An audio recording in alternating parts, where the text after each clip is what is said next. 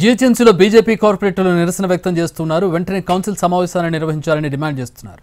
ఇవాళ జరగాల్సిన standing committee సమావేశాన్ని అడ్డుకుంటామంటున్నారు బీజేపీ కార్పొరేటర్లు.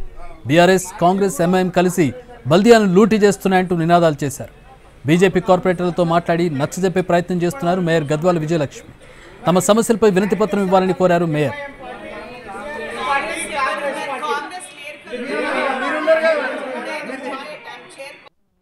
ప్రకటించారు 6 నెలల నుంచి మీరు ఇప్పటి వరకు మీటింగ్ పెట్టలేదు.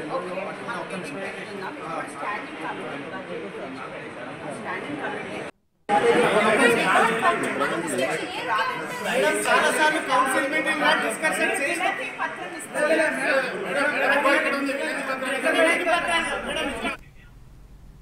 తెలంగాణ సీఎం రేవంత్ రెడ్డితో పలు దేశాల రాయబారులు సమావేశమయ్యారు. ఆస్ట్రియా రాయబారి క్యాథరినా వేజర్ ముఖ్యమంత్రితో మర్యాదపూర్వకంగా భేటీ అయ్యారు. అలాగే తుర్కీ రాయబారి ఫిరాట్ సునేల్ కూడా సీఎం రేవంత్ రెడ్డితో సమావేశమయ్యారు.